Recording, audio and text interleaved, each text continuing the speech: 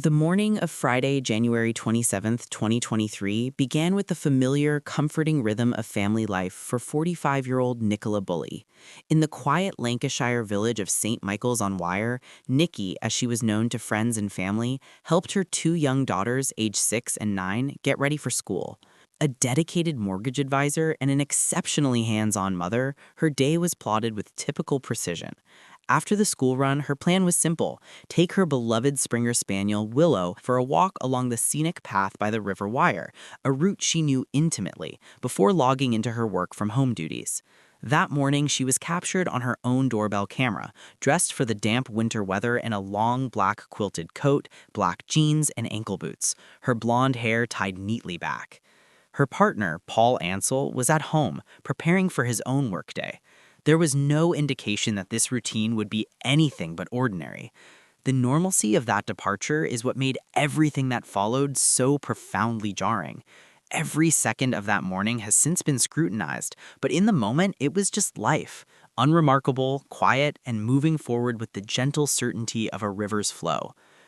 The clock read 8:43 a.m. By 8:50 a.m., Nikki was on the Riverside Path, a stretch of land flanking the River Wyre that locals used for dog walks and quiet reflection. The winter landscape was bare, the water flowing steadily but not unusually fast. At this time, she was seen by another dog walker, a person who knew her. Their dogs, Willow and the other person's pet, interacted briefly. This witness would later confirm Nikki's presence and that nothing seemed amiss. It was a brief, casual encounter before they parted ways, the other walker leaving the field via the river path. At 8:53 a.m., still on her walk, Nikki sent a work-related email from her iPhone. By 9:01 a.m., she had successfully logged into a scheduled Microsoft Teams conference call for her job at Love Homes. In a detail that would become critically important, she joined with her microphone muted and her camera switched off, a common practice for professionals multitasking or wanting to avoid background noise. This digital check-in created a timestamp, a fixed point proving she was alive, conscious, and engaged with her responsibilities. At 9:10 a.m., a second witness, a man walking his own dog, observed Nikki in the upper field, further along the path from the bench that would later become infamous. He saw her walking with Willow, heading in the direction of the bench area. This was the last confirmed independent sighting of Nicola Bully alive. For the next 10 minutes, from approximately 9:10 a.m. to 9:20 a.m., there is no witness account, no digital footprint, no evidence of her movements. This 10-minute window exists in silence, a gap in the timeline that would become the central mystery. During this period, the work meeting she was logged into continued, her lines still open but silent. Unbeknownst to her colleagues, her physical presence had already vanished from the path, leaving only this digital ghost in the call. The river flowed, the dog wandered, and the world carried on, completely unaware that in this short, unobserved span, a life was slipping away from the ordinary into the inexplicable. At 9:30 a.m., the Microsoft Teams meeting automatically ended. Nikki's virtual line, however, remained open and connected, a silent and inactive participant in a call that was now over. Just 5 minutes later, at 9:35 a.m., the scene was discovered by a local woman named Penny, who ran a nearby campsite. What she found was a tableau that immediately signaled something was terribly wrong. Nikki's mobile phone was resting on the wooden slats of a bench that overlooked the river. The screen was still active, displaying the frozen interface of the work conference call. Nearby, Willow, Nikki's Springer Spaniel, was wandering loose without her harness. The harness, a piece of equipment Nikki would have had to physically remove, was found discarded on the damp grass in the space between the bench and the steep, slippery edge of the River Wyre. Willow was described as acting giddy but not frantic, a state that suggested confusion rather than the acute distress an animal might show after witnessing a violent struggle. Penny, recognizing this was not right, called a friend, and her daughter-in-law, Anne-Marie, soon identified the family photo on the phone's lock screen. This set off the first chain of alerts, leading to the school and finally to Nikki's partner, Paul Ansell, by 10:50 a.m. The placement of the items was deliberate and telling. The phone was not thrown or dropped haphazardly, it was placed on the bench. The harness was removed and left on the ground. There were no signs of a scuffle, no torn clothing, no disturbed earth beyond the natural bank. The iPhone itself showed no initial signs of water damage, which placed it firmly away from the river at the critical moment. The official search operation launched with immense urgency and scale that very afternoon. By 4 p.m. on January 27th, police divers were in the cold, murky water of the River Wire, feeling their way along the bottom in the immediate vicinity of the bench. The response was swift and multifaceted, involving Lancashire Police, the Coast Guard, and mountain rescue teams. Drones equipped with thermal imaging cameras buzzed overhead, scanning the bare winter trees and the riverbanks for any sign of heat or movement. A police helicopter clattered across the sky, its searchlights destined to pierce the coming darkness. Specialist search teams meticulously combed the surrounding fields, hedgerows, and outbuildings, leaving no obvious stone unturned. The hypothesis guiding this massive effort, as stated by Superintendent Sally Riley in an early press conference, was that of a tragic accident. The theory suggested Nikki may have gone near the water's edge, possibly due to willow, and suffered a fatal fall. Police noted she was wearing heavy ankle-length Wellington boots and multiple layers, including another coat beneath her puffer jacket, which could have weighed her down immensely if waterlogged. However, from the very beginning, Nikki's family voiced strong public objections to this singular focus. They challenged the lack of physical evidence on the bank, no slip marks, no footprints leading into the water, no personal items found in the river. They stressed her competency as a strong swimmer and her local knowledge of the path. The family's insistence that this was only a hypothesis and not fact created an early and fundamental rift between the official investigation and the lived reality of those who knew Nikki best. This divergence of perspective would only widen in the days to come, as the search yielded no body and the mystery deepened under the glare of public attention. The massive professional effort that first day highlighted both the seriousness with which authorities treated her disappearance and the frustrating immediate lack of a clear resolution, setting the stage for a prolonged and increasingly complex investigation. As days turned into a week with no physical evidence found in the river, public intrigue transformed into a full-blown media and online frenzy. The case dominated national headlines and, more pervasively, erupted across social media platforms like TikTok and YouTube. The quiet village of St. Michael's-on-Wye was inundated with outsiders, so-called amateur detectives and content creators who walked the path, filmed the bench, and even reportedly broke into empty properties along the riverbank in their own misguided searches. Wild and unfounded theories multiplied in the digital echo chamber. Speculation about a suspicious red van seen in the area, a dilapidated house across the river that was searched multiple times, and baseless suspicions cast directly on Nikki's partner Paul Ansell, who had been conclusively cleared by police alibis and CCTV. This unchecked speculation had real-world consequences, causing immense distress to the grieving family and diverting police resources. Amid this chaos, a new figure entered the narrative. Peter Falding, a renowned forensic search expert and leader of Specialist Group International, or SGI. His team, offering their services for free, arrived with state-of-the-art side-scan sonar equipment designed to detect bodies underwater.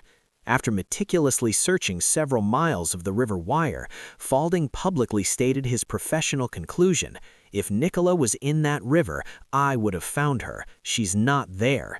He pointed to the river's slow flow in the shallow depth near the bench, arguing a body would not have traveled far and his technology would have detected it. For Nikki's desperate family, Falding's words were a lifeline of hope, suggesting she might not be in the water at all and could perhaps still be alive. For the public, it fueled the fire of alternative theories, making the official accident hypothesis seem to many like a failure of investigation.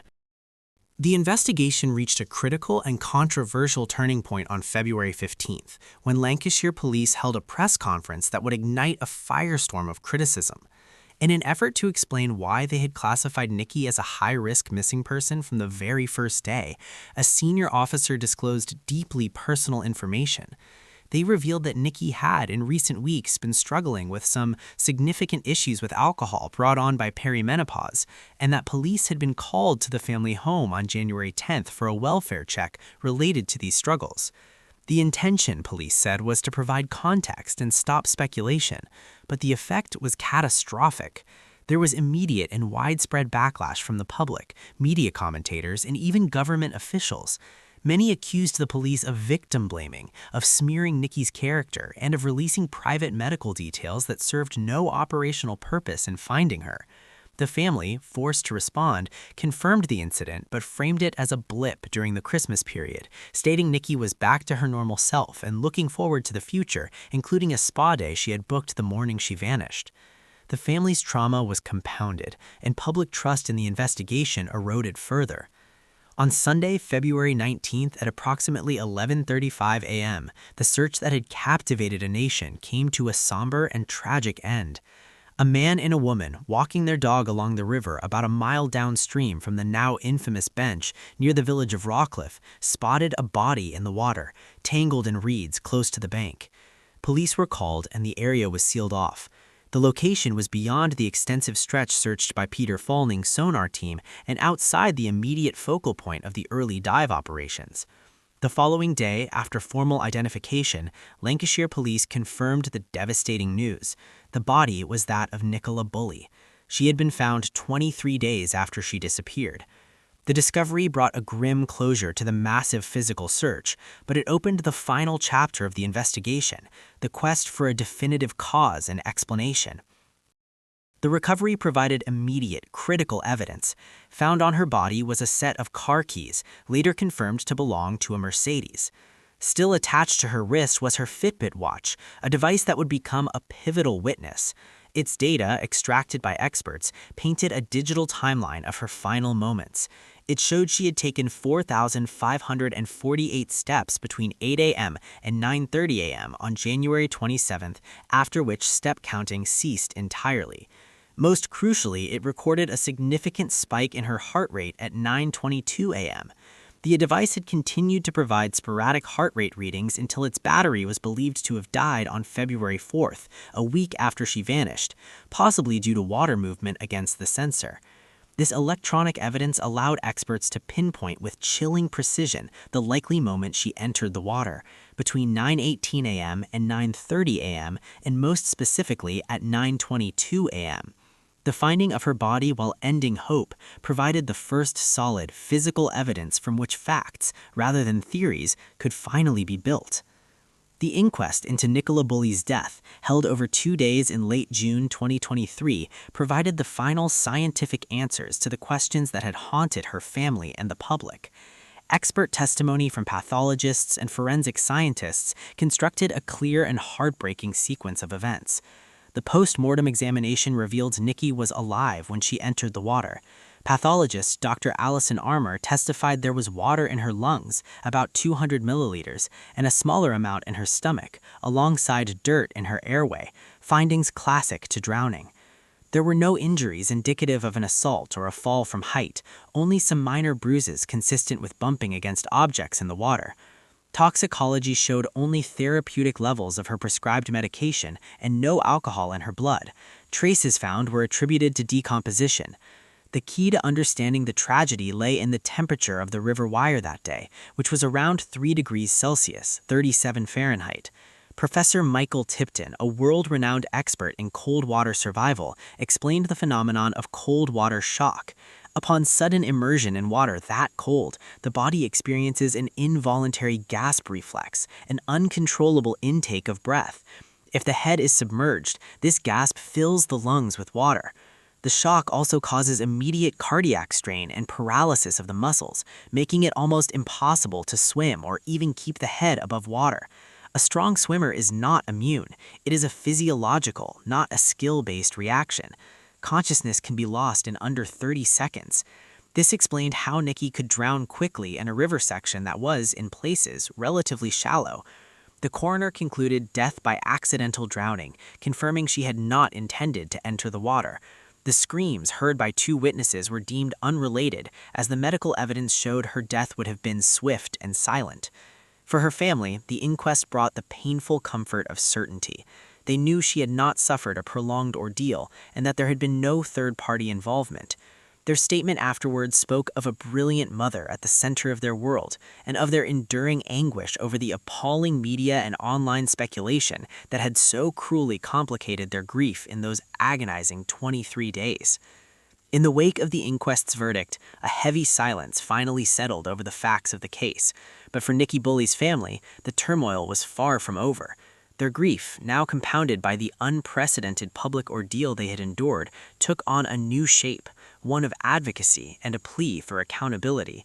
In a powerful statement read outside the courthouse, they spoke of the appalling experience of having to shield Nikki's young daughters from vile rumors and targeted messages, of the pain caused by seeing friends and family, particularly Paul Ansel, publicly vilified and misquoted.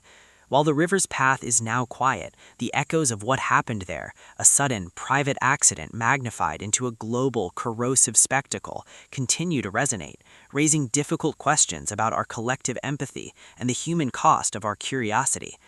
What do you guys think happened to Nikki? Let me know of your thoughts in the comments section below.